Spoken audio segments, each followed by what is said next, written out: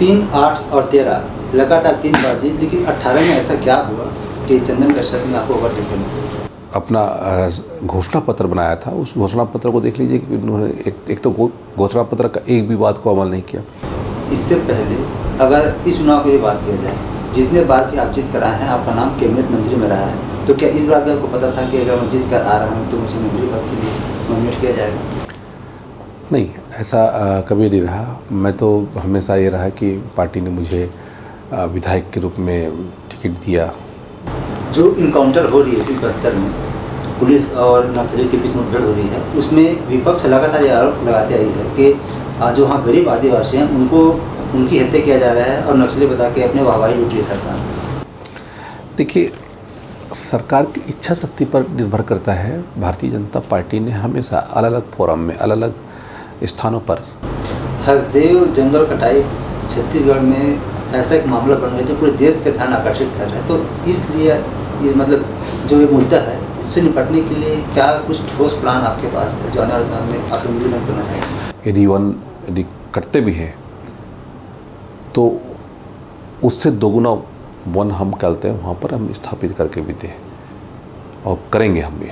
तो युवाओं को रोजगार के लिए तैयार करना ये भी बहुत बड़ी जिम्मेदारी है, चुनौती भी है, तो इसे निपटने के लिए बल्कि आज की जो आवश्यकता है उसके आधार पर हम अपने युवाओं का स्किल अपग्रेडेशन करके कि कांग्रेस इस बार रिपीट कर पाएंगे। लेकिन ऐसा क्या वहाँ हुआ कि जो पहली बार लड़े थे महेश कश्यप जी, बहुत अंतर से वहाँ के जो कद्दावर नेता है कौशल जी उनको हरा पाए?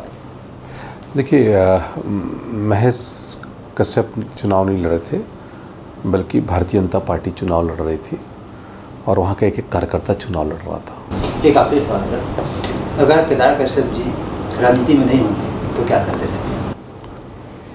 राजनीति में नहीं होता तो स्वाभाविक है, या तो मैं नौकरी करता या मैं कृषक होता।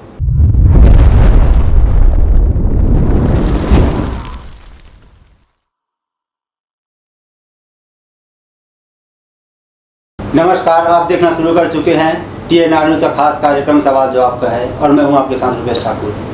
साथियों, राजनीति में कई आए और चले गए, लेकिन कुछ नेता ऐसे हैं जिनकी छाप लोगों की दिलों पर है। आज हमारे साथ एक ऐसे ही मेहमान हैं, वे जितने बार जीत कर आए हैं मंत्रिमंडल में उनका नाम रहा है। जी हाँ, हम बात कर रहे हैं नारायणपुर विधानसभा क्षेत्र से विधायक और मंत्री केदार कश्यप जी के बारे में, जिन्हें लोग बस्तर के डायग्रा के नाम से भी जानते हैं। सर, आपका बहुत बहुत स्वागत है। नमस्कार। छत्तीसगढ़ में ऐसा कौन होगा सर जो आपके बारे में नहीं जानते होंगे, खासतौर पे वे लोग जो राजनीति में थोड़ा सा दिलचस्पी रखते हैं। फिर भी सर, हमारे दर्शकों के लिए कौन है केदार कश्यप जी, कैसे राजनीति में आए, क्या सीखते थे सर, क्या?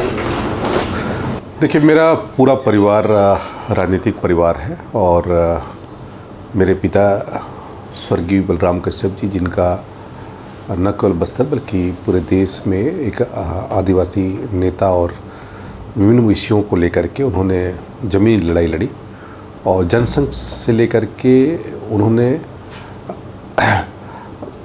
अनेक समय में अपने आप को साबित किया और विपरीत परिस्थिति में भी वो डटे रहे। और स्वाभाविक है कि मेरे पिता क्योंकि विधायक रहे, मंत्री रहे, सांसद रहे और पूरी पारिवारिक पृष्ठभूमि राजनीतिक होने के कारण से और मुझे राजनीति विरासत में मिली। और लेकिन उसमें भी मेरे पिता क्योंकि उसूलों के पक्के थे और स्वाभाविक है जो जितने भी वहाँ की समस्याएं थी, जितने भी विषय थे, उन विषयों को लेकर के उनका हमेशा रहा कि उन पे संघर्ष करना अति आवश्यक है और ज़मीनी हकीकत के बारे में हम मतलब नेताओं को उसकी जानकारी हो और उसलिए उन्होंने हमेशा जोर दिया और उसका परिणाम रहा कि मुझे राजनीतिक क्षेत्र में शुरुआत करने के बाद लगातार मैं 3 बार विधायक, फिर मंत्री, एक बार पिछले का समय में कुछ 2-3 हज़ार अंतराल से मैं अपने विधानसभा में पराजित हुआ। फिर भारतीय जनता पार्टी ने लगातार फिर मुझे प्रवक्ता के रूप पे स्थापित किया। फिर उसके बाद प्रदेश महामंत्री का दायित्व दिया गया। तो ऐसे अनेकों दायित्व का निर्वहन करते हुए छात्र राजनीति से लेकर के ABP से लेकर के युवा मोर्चा से लेकर के अनेक दायित्वों का निर्वहन करने का अवसर प्राप्त हुआ और पार्टी ने मुझे अवसर भी दिया और मेरा सम्मान किया। और आज जो भी है केदार कश्यप का कुछ व्यक्तिगत परिचय नहीं है, बल्कि भारतीय जनता पार्टी के एज ए कार्यकर्ता के रूप में मेरा परिचय है। और पद तो आते जाते रहेंगे, लेकिन कार्यकर्ता के रूप में मैं जीवन भर स्थापित रहूँगा। जी सर, आपका जो रुचि है शुरू से राजनीति में आने का था, क्योंकि जहाँ तक हमें पता है कि आप से सरकारी नौकरी की तैयारी कर रहे थे और उस समय फिर आप राजनीति में आ गए। हाँ, मैं सरकारी नौकरी के उसमें इच्छुक था, क्योंकि पिता राजनीति में थे ही और मेरी किसी जॉब में मेरी कोशिश थी कि मैं किसी जॉब में लगूं।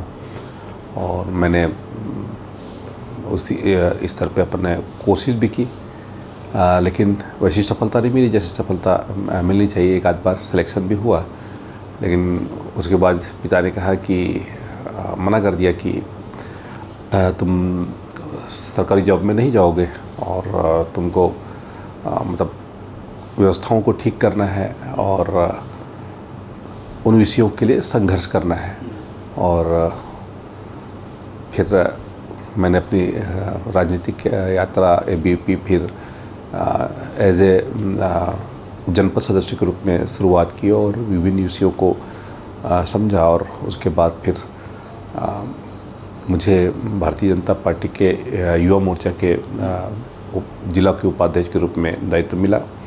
और उसके बाद भारतीय जनता पार्टी ने मुझे विधायक का टिकट दिया और पहली बार चुनाव लड़ा। तो पहली बार चुनाव में ही 2003 की बात। हाँ, 2003 में। तब मैं लगभग 12,500 वोटों से विजयी हुआ था भारतीय जनता पार्टी के।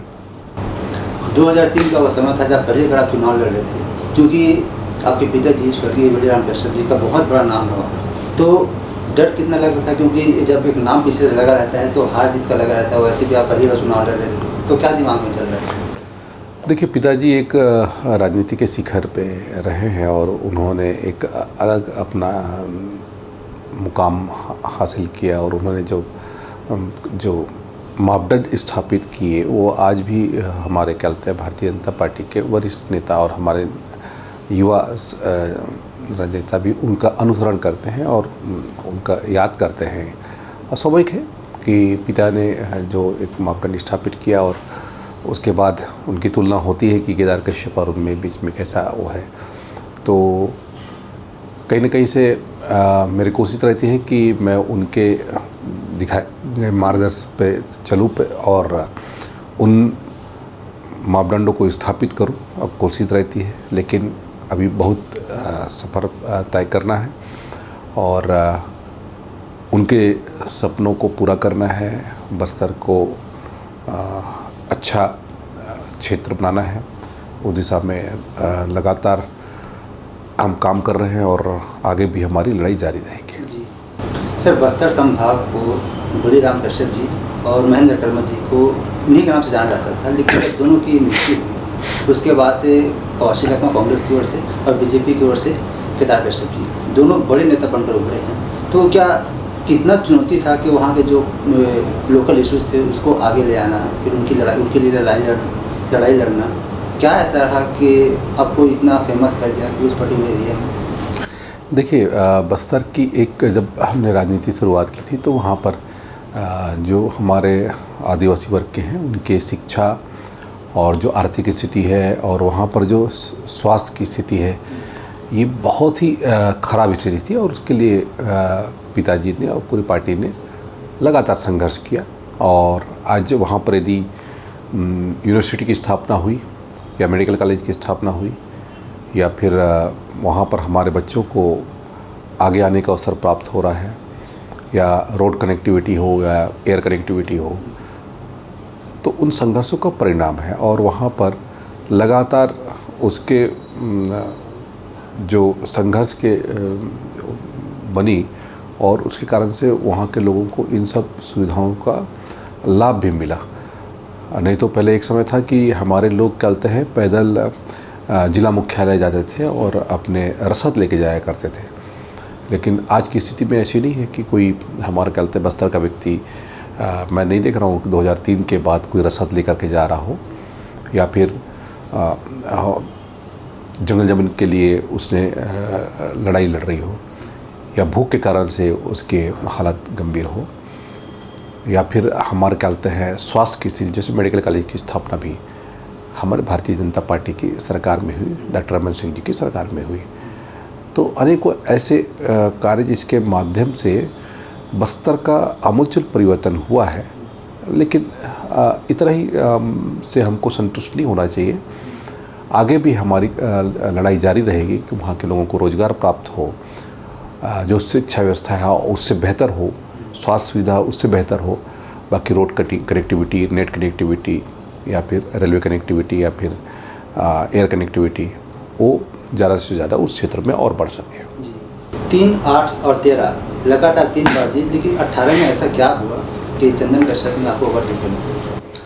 देखिए, उस समय में जब 2018 में कांग्रेस के लोगों ने बहुत सारे वादे किए थे, उन्होंने जो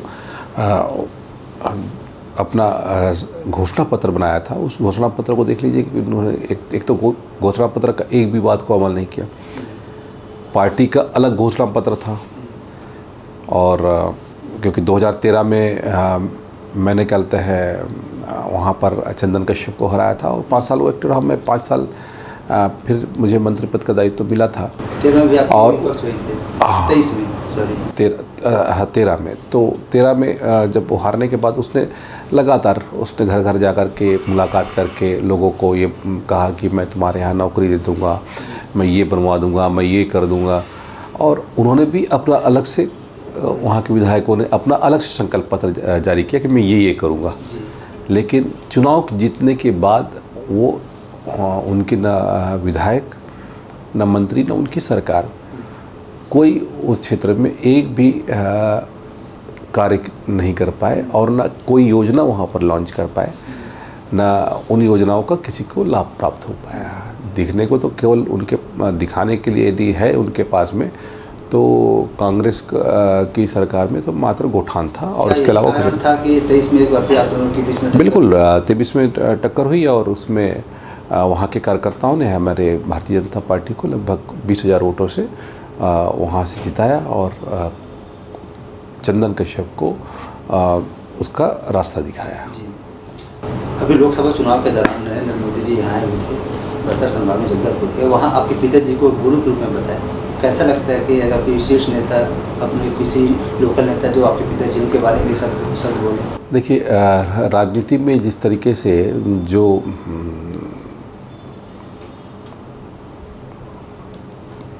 पार्टी ने और हमारे शीर्ष नेतृत्व ने और माननीय मोदी जी, नरेंद्र मोदी जी, अब उनके बारे में हम क्या कहें, वो तो हमारे देश के नहीं बल्कि दुनिया के सबसे ताकतवर नेता हैं, और उनके माध्यम से यदि मेरे पिता के लिए इस तरीके से उद्गार आते हैं तो स्वाभाविक है कि मतलब इससे बड़ा मेरे परिवार के लिए कुछ और नहीं हो सकता, और बस्तर के लिए कुछ नहीं हो सकता। और उन्होंने हमेशा मेरे पिता को याद भी किया, और उनके कार्यों को भी स्मरण किया, उनके संघर्षों को भी स्मरण किया। तो कहीं ना कहीं से इस बात को हमको भी एहसास कराते हैं कि उस संघर्ष को लगातार हमको जारी रखना है, और बस्तर को हमको उस दिशा में उस शीर्ष तक शीर्ष पर हमको पहुंचाने की कोशिश करना है। और मैं तो यही कहूँगा कि ये मेरे परिवार के लिए नहीं बल्कि पूरे बस्तर वासियों के लिए एक बहुत बड़े विषय है, और उन्होंने उनको हमेशा याद किया, और हमेशा उनके मुखारबिन से उन्होंने पिता के जो सराहना की और उनके कार्यों को बताया, गुरु के रूप में स्थापित किया। इससे बड़ा जो राजनीतिक क्षेत्र में यदि कोई अच्छा यदि मिलता है तो मेरे परिवार के लिए इससे बड़े सम्मान किससे कोई और दूसरा सम्मान नहीं हो सकता। इससे पहले अगर इस चुनाव की बात किया जाए, जितने बार भी आप जीत कर आए हैं, आपका नाम कैबिनेट मंत्री में रहा है, तो क्या इस बार भी आपको पता था कि अगर मैं जीत कर आ रहा हूँ तो मुझे मंत्री पद के लिए नॉमिनेट किया जाएगा? नहीं, ऐसा कभी नहीं रहा। मैं तो हमेशा ये रहा कि पार्टी ने मुझे विधायक के रूप में टिकट दिया या विधायक बनाया, तो कभी मैंने ये नहीं सोचा था कि मुझे मंत्री बनाया जा रहा है। लेकिन पार्टी ने मुझे दायित्व दिया है और वो दायित्व मैं पूरे निष्ठा के साथ निभाने की कोशिश कर रहा हूँ और आगे भी करूँगा। लेकिन पार्टी ने हमेशा मेरा या मेरे परिवार का हमेशा सम्मान किया है। जी, बीजेपी सरकार की छत्तीसगढ़ में 6 महीना लगभग पूरा होने को है। कितनी उपलब्धि बीजेपी यहाँ हासिल कर सकी और क्या काम आगे और करने के लिए सोच रही है, रोड मैप क्या है? देखिए, माननीय विष्णुदेव साई जी की सरकार में जिस तरीके से लोकसभा चुनाव के पहले ही 100 दिनों के भीतर में जो वर्किंग प्लान बनाया गया और उसका इम्प्लीमेंट किया गया, वो पूरे देश के लिए एक उदाहरण है और माननीय विष्णुदेव साई जी के दृढ़ इच्छा शक्ति को दर्शाता है। चाहे महतारी वंदन योजना हो, चाहे धान का दर हो, या फिर धान का बोनस की बात हो, या फिर हमारे क्या कहते हैं प्रधानमंत्री आवास की बात हो, तेंदुपत्ता की कीमत 5,500 रुपये की हो, ऐसे अनेकों विषय जिसके कारण से जनता के बीच में हम लोगों ने जो वादा किया था, पार्टी का जो संकल्प पत्र था, उस संकल्प पत्र को पूरा करने का, मोदी जी की गारंटी को पूरा करने का काम माननीय विष्णुदेव साई जी की सरकार ने किया और लोगों ने बड़े सहर्ष से हमारे उन सारी योजनाओं को स्वीकार किया और उसका सीधा सीधा लाभ उनको प्राप्त भी हुआ। पिछले बार की तरह इस बार भी कांग्रेस कर्जा माफ़ी और 3200 रुपये प्रति क्विंटल धान खरीदने की घोषणा की, उसके बाद भी बीजेपी को हराने में असफल रही। क्या ऐसा फैक्टर रहा कि 15 से 54 सीट, जो अभी तक की सबसे बड़ी जीत है बीजेपी की, और जो 68 सीट जीत कर आई थी कांग्रेस 35 में आकर से, जो करप्शन का केस उनके ऊपर चल रहा था, वही कारण रहा? देखिए, पूरे प्रदेश को जिस तरीके से कांग्रेस की सरकार ने, भूपेश बघेल की सरकार ने लगातार गर्त में धकेला है और उसमें चाहे यहाँ के आर्थिक अनियमितता हो, इनके तो सीएम हाउस तक उसके कटघरे में आया। इससे बड़ा दुर्भाग्य और क्या हो सकता है। और उसके अलावा भी उन्होंने जो कहते हैं घोषणा की थी कि हम ये करेंगे, हम कर्जा माफ़ करेंगे या फिर धान ऐसा करेंगे, लेकिन केवल दिखावे के लिए चुनावी वर्ष में आप खरीदी करें या दिखावे के लिए आप केवल कुछ एक किसानों का कर्जा माफ़ करें, तो ये जनता यहाँ बहुत चतुर है और वो जानती है कि ये काट के हांडी एक बार चढ़ सकती है, बार बार नहीं चढ़ सकती। इसलिए उन्होंने उसको कहते हैं उनका रास्ता दिखाया। जी, कांग्रेस के जितने बड़े बड़े लीडर हैं, ये बोल बोल के अभी सोच के माथा पीट रहे हैं कि जो भाजपा के कार्यकर्ता हैं वो रात भर जाके जग के घरों घर पहुँच के महतारी वंदन का फॉर्म भरा, उसी का परिणाम था कि बीजेपी जीत कर आई। देखिए, छत्तीसगढ़ के कार्यकर्ता बहुत ही हमारे ऐसे देवतुल्य हैं और निश्चित तौर से आज छत्तीसगढ़ में जो सरकार बनी है वो हमारे ऐसे देवतुल्य कार्यकर्ताओं के बदौलत ही छत्तीसगढ़ में सरकार बनी और कार्यकर्ताओं ने बहुत मेहनत की। मैं उनको प्रणाम करता हूँ और निश्चित तौर से उन्होंने जो संघर्ष किया और लगातार एकजुट होकर के कांग्रेस को पछाड़ने में अपना सब कुछ न्यौछावर किया, वो एकजुट रहे और उन्होंने कांग्रेस को पछाड़ने में अपनी महत्वपूर्ण भूमिका निभाई। और चाहे फार्म की बात हो, चाहे मोदी जी की गारंटी को जन जन तक पहुँचाने की बात हो, उन्होंने सब दृष्टि से एक लंका विजय में हनुमान जी की भूमिका निभाई है। तो लंका को ध्वस्त भी किया गया और हनुमान जी कद हमेशा आगे बढ़ा रहा है और आगे भी रहेगा। बस्तर को छत्तीसगढ़ के विकास का द्वार कहा जाता है, लेकिन ऐसा लगता है कि अभी भी वो द्वार ठीक से खुल नहीं पाया है। क्या अभी खुलने की तैयारी है? देखिए, बस्तर 2003 के पहले की बस्तर और आज के बस्तर में बहुत अंतर है। मैंने पहले भी कहा कि इसमें शिक्षा, स्वास्थ्य और रोड, नेट, एयर, ये सारी कनेक्टिविटी और ये सारी सुविधाएं आज उस क्षेत्र में बढ़ी है। और मैंने पहले भी कहा कि हम इतने में ही संतुष्ट नहीं हैं, और भी बहुत सारे कार्य हैं। वहाँ के लोगों को रोज़गार से लेकर के शिक्षा, स्वास्थ्य में और बढ़ोतरी हो, इस पर हमारा संघर्ष लगातार जारी रहेगा। अधोसंरचना के निर्माण में भी हमारा संघर्ष जारी रहेगा, ताकि हम वहाँ पर बेहतर सुविधाएं दे सकें। और बस्तर पीछे नहीं है आज के डेट पे। यदि मैंने, क्योंकि देश के अलग अलग कोनों में भी जा कर के देखा है, यदि बस्तर में जो व्यक्ति जाता है तो उसको बस्तर की जो आबो हवा है, जो बस्तर का वातावरण है, आज वैसा वातावरण हमारे देश या दुनिया के किसी कोने में नहीं है जो बस्तर के उस ज़मीन पे है।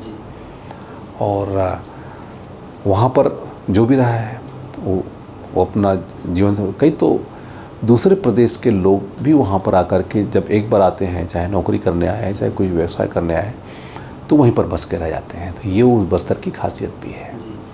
लोकसभा और विधानसभा चुनाव के दौरान सर हम लोग की टीम वहाँ बस्तर गई थी। 15 दिन का हम लोग का ट्रिप था। हम लोग वहाँ देखे कि विकास किस गति से वहाँ हो रही है। खैर, जो इनकाउंटर हो रही है बस्तर में, पुलिस और नक्सली के बीच मुठभेड़ हो रही है, उसमें विपक्ष लगातार ये आरोप लगाते आई है कि जो वहाँ गरीब आदिवासी हैं उनकी हत्या किया जा रहा है और नक्सली बता के अपने वाहवाही लूट रही है सरकार।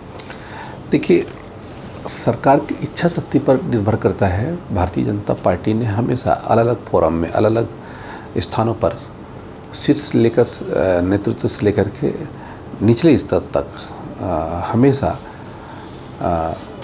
वहाँ की अशिक्षा, वहाँ की स्वास्थ्य सुविधाओं को लेकर के हमेशा बात रखी है। और अंतिम छोर में रहने वाले व्यक्ति की चिंता भारतीय जनता पार्टी ने की, और उसका परिणाम है कि अब लोग वहाँ पे जुड़ रहे। नहीं तो पहले एक समय था कि वो अपनी सरकार नक्सलियों को मानते थे, लेकिन अब वो वहाँ पर चाहे बीजापुर हो, चाहे दंतेवाड़ा हो, सुकमा हो, नारायणपुर हो, दूरस्थ हमारे वनांचल क्षेत्र में भी अब सरकार की पहुँच स्थापित हो गई है। सरकार की योजनाएं वहाँ तक क्रियान्वित हो रही हैं, निर्माण कार्य हो रहे हैं।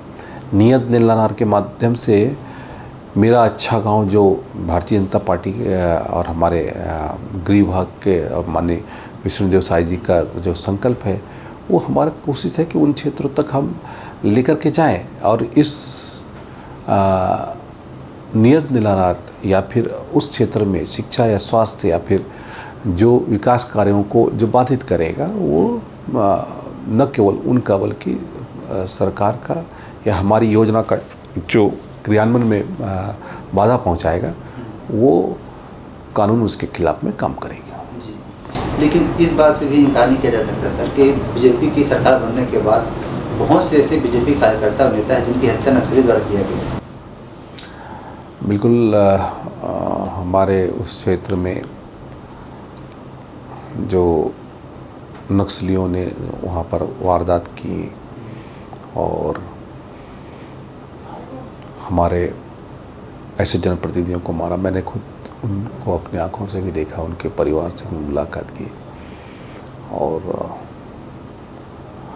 ऐसी स्थिति दोबारा निर्मित ना हो, पूरा क्षेत्र, हमारे आने वाले पीढ़ी अच्छे से उस क्षेत्र को जाने, देखे, समझे और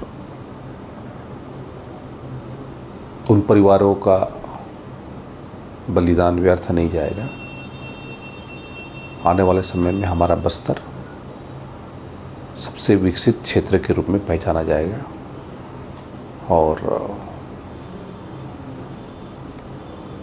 नक्सलवाद या फिर अशिक्षा या फिर वहाँ पर स्वास्थ्य की सुविधाओं का जिसके कारण से हमारी बुनियादी सुविधाएं उन लोगों को नहीं मिल पा रही हैं, वो सुविधाओं का विस्तार वहाँ तक निचले स्तर तक होगा।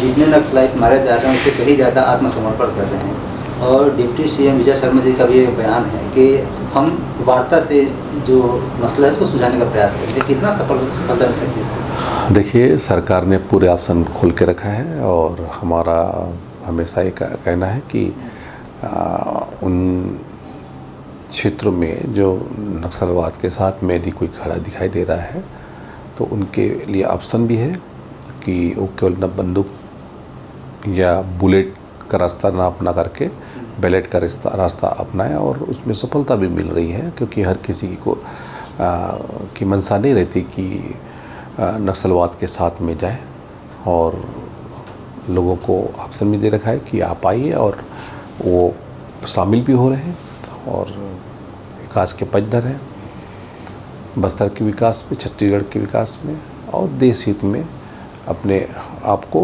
समर्पित भी कर रहे हैं।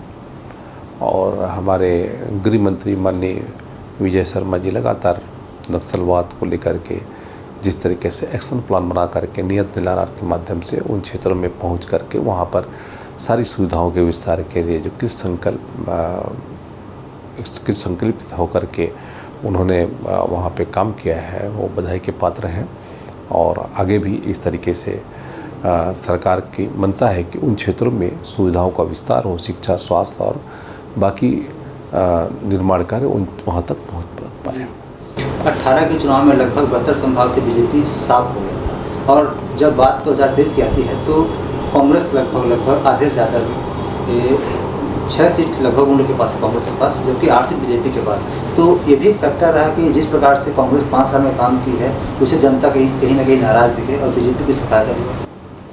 बिल्कुल, मैंने पहले कहा कि कांग्रेस झूठ बोल करके पूरे देश में जब इतने वर्ष तक सरकार बना सकती है, और उन्होंने तो आदिवासी क्षेत्रों में तो विशेष तौर पे इस बात को लेकर के कोशिश की कि यहाँ पर हम ये करेंगे, हम लोगों के भूख ख़त्म करेंगे, लोगों का आवाज़ देंगे, लोगों को पेयजल देंगे, लोगों को शिक्षा देंगे, स्वास्थ्य देंगे, लेकिन हमेशा उन्होंने केवल नारेबाजी की है।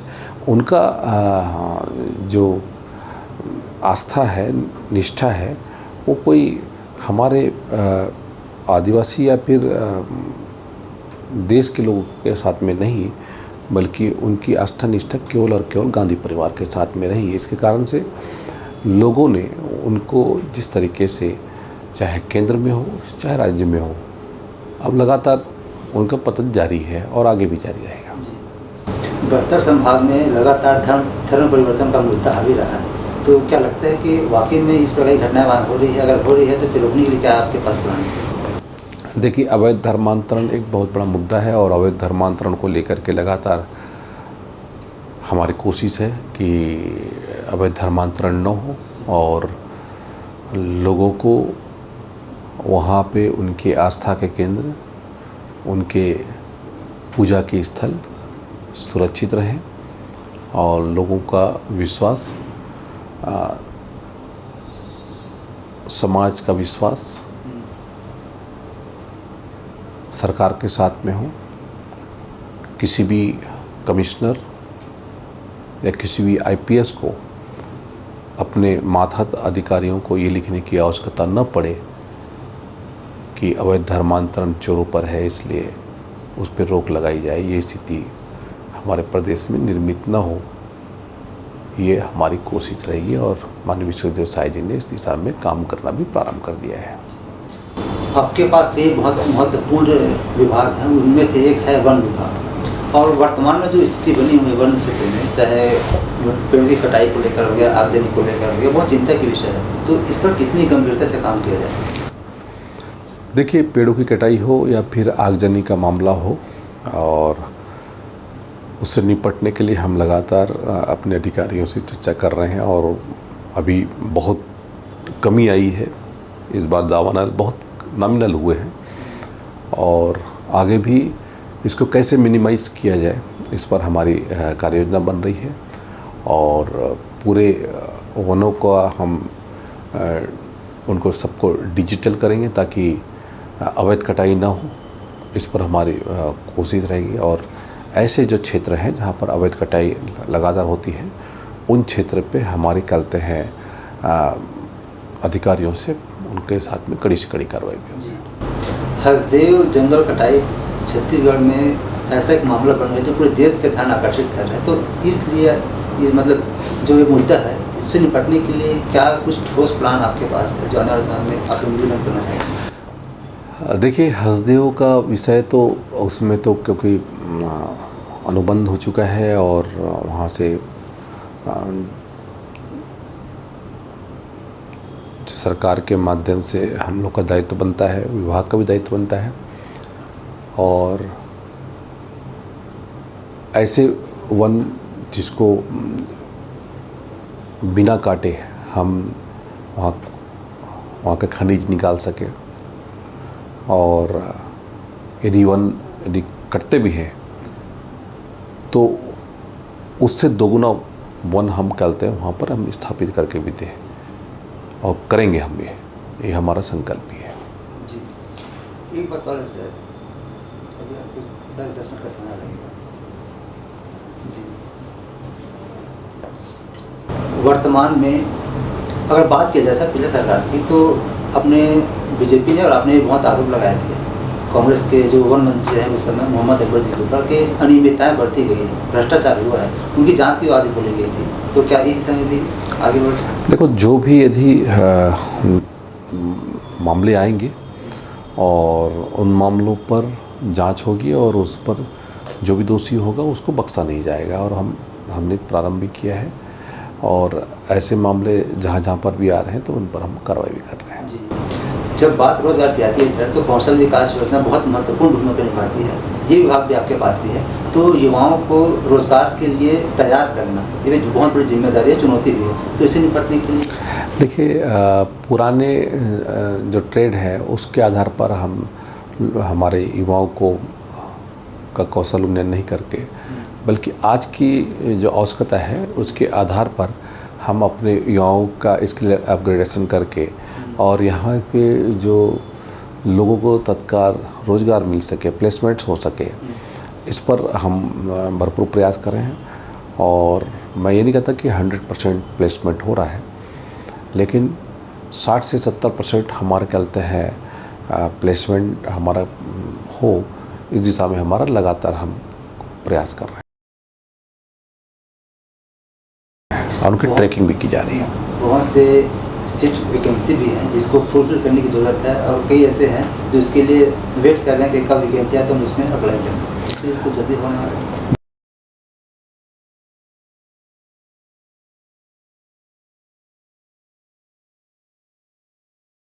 बिल्कुल, हाँ, वैकेंसी और जितने भी रिक्तता है उसको हम पहले प्रायोरिटी में हम पूरा करेंगे, और लोगों को रोज़गार भी प्राप्त होगा, और उसके साथ साथ हमारे लोगों को उस दृष्टि से तैयार भी किया जाएगा।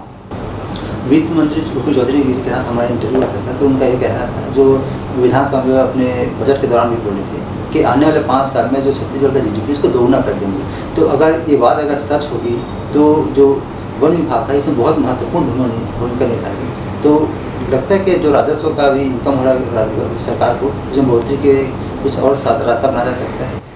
देखिए, चाहे वो फॉरेस्ट हो चाहे इरिगेशन हो, इसमें हम इन विभागों को रेवेन्यू जनरेट करने वाला विभाग हम तैयार कर रहे हैं और करेंगे, और उसमें दृष्टि से हमारे क्योंकि पूरा छत्तीसगढ़ यदि हम बात करें तो लगभग 44% पूरा वनाच्छादित क्षेत्र है, और वनों पर हमारा जीवन चलता है, और उसके आधार पर हम पूरी कोशिश है कि हमारे यहाँ का वन सबसे बेहतर है, और हम लोगों को आकर्षित करने की दृष्टि से यहाँ पर योजना भी बनाएंगे। जी, विभाग का बंटवारा हो चुका है, अभी 2 मंत्रियों का जो पद है वो रिक्त है, क्योंकि बृजमोहन जी यहाँ से लोकसभा सांसद बनकर दिल्ली चले गए हैं, तो जो उनके विभाग है उनको उनके बंटवारे के लिए आपका भी नाम सामने आ रहा है, तो क्या आपको भी अधिक पद? नहीं, देखिए, ये माननीय मुख्यमंत्री जी का विशेषाधिकार है, और मुख्यमंत्री जी ने सबको सम्मान दिया है, अवसर दिया है, और कार्य का दायित्व भी दिया है, और हमारी कोशिश है कि उनके उम्मीदों पर हम खरा उतरें और हम बेहतर से बेहतर हम कार्य करके दिखाएं। और स्वाभाविक है कि आने वाले समय में जो मंत्रिमंडल का विस्तार भी होगा और माननीय मुख्यमंत्री जी उनको कार्य आवंटित भी करेंगे। जी, लोकसभा चुनाव सर, एक दो सवाल और है लास्ट में। लोकसभा चुनाव की जब बात करते हैं हम लोग, तो बीजेपी इस बार बेहतर प्रदर्शन किया अगर तुलना किया जाए पिछले बार की तुलना। तो बस्तर का जो लोकसभा क्षेत्र है, ये मान के चला जा रहा था कि कांग्रेस इस बार रिपीट कर पाएंगे, लेकिन ऐसा क्या वहाँ हुआ कि जो पहली बार लड़े थे महेश कश्यप जी, बहुत अंतर से वहाँ के जो कद्दावर नेता है कौशल मुझे उनको हरा पाए। देखिए, महेश कश्यप चुनाव नहीं लड़े थे, बल्कि भारतीय जनता पार्टी चुनाव लड़ रही थी और वहाँ का एक एक कार्यकर्ता चुनाव लड़ रहा था। और पूरे प्रदेश में जो वातावरण था, उस वातावरण के आधार पर हमारी 11 सीटें आनी थी, 100% रिजल्ट होना था, लेकिन एक सीट हम कुछ अंतराल से हम हार गए। लेकिन भविष्य में उसको भी हमें जीतना है, इसके लिए हमारी योजना बन रही है। और छत्तीसगढ़ ने अपना वादा निभाया। यहाँ पे 11 में से 10 सीटों पर भारतीय जनता पार्टी विजयी रही और हमारे कार्यकर्ताओं ने जी तोड़ मेहनत की। माननीय मोदी जी के उस गारंटी को लेकर के लोगों तक पहुँचने का काम भी किया और मोदी जी की तीसरी बार सरकार बनाने में छत्तीसगढ़ के कार्यकर्ताओं के महत्वपूर्ण भूमिका अपना योगदान रहा। कांग्रेस पार्टी अपने जितने भी शीर्ष नेता थे सबको इस बार चुनावी मैदान में उतारे थे, किसी को सफलता नहीं मिली। अब कांग्रेस का राजनीतिक भविष्य कैसा होने वाला है आपके हिसाब? देखिए, कांग्रेस ने जिन चेहरों को शीर्ष चेहरा कह करके उतारा था, वो तो लोगों के सामने पहले ही पीट चुके थे और लोगों ने उनको पहले ही नकार दिया था। उसके बावजूद भी कांग्रेस पार्टी ने उनको उतारा, तो कांग्रेस के पास में चेहरा ही कौन है? कांग्रेस ने तो एक भी नेता पैदा नहीं किया, ना राज्य में ना केंद्र में, और उसके कारण से लगातार कांग्रेस को मुंह की खानी पड़ रही है और आगे भी ये सिलसिला जारी रहेगा। छत्तीसगढ़ को आने वाले 5 साल में आप कैसे देखना चाहते हैं, खास तौर पे बस्तर को? छत्तीसगढ़ में हमारे सुविधाओं का विस्तार हो। मैंने पहले कहा कि शिक्षा, स्वास्थ्य और हमारे यहाँ के युवाओं को रोजगार, आर्थिक दृष्टि से और मजबूती के दृष्टि से आगे बढ़ें। माननीय विश्वविद्यालय साई जी लगातार उस दिशा में काम कर रहे हैं और यहाँ की सांस्कृतिक विरासत लोगों तक पहुँचे।